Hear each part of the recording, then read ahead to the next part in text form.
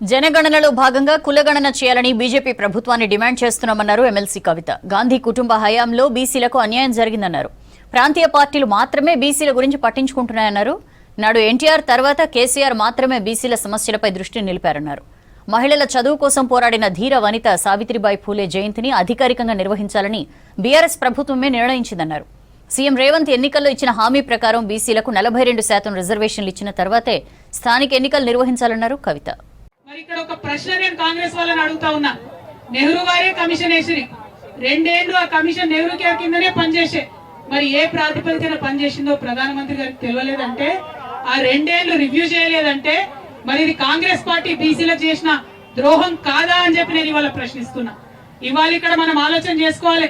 1955లో ఆ report reject చేస్తే మళ్ళా 24 ఏళ్లు ఎవరు కూడా బీసీల గురించి మాట్లాడలే.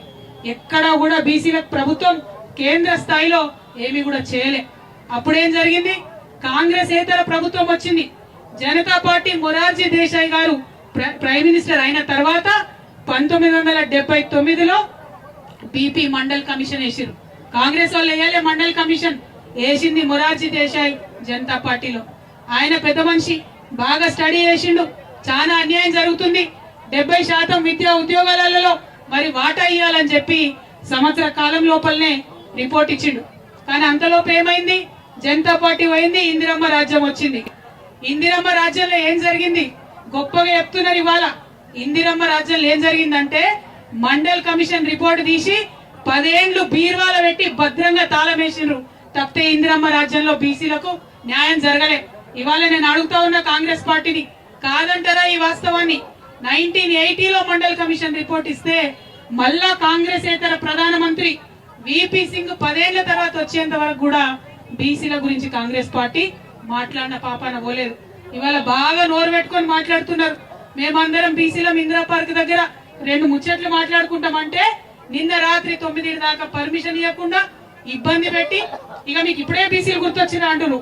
చెప్తాం మీ చరిత్ర కూడా చెప్తాం. మీరు 10 ఏళ్లు భద్రంగా బీర్వాల పెట్టి తాళం పెట్టిరు మండల్ కమిషన్ రిపోర్ట్. మళ్ళా కాంగ్రెస్ ఏతర ప్రధానమంత్రి వచ్చినప్పుడే, విపి సింగ్ గారు వచ్చినప్పుడే దానికి న్యాయం జరిగింది. ఆయన అమలు చేసిండు పాపం మండల్ కమిషన్ రిపోర్ట్ ని.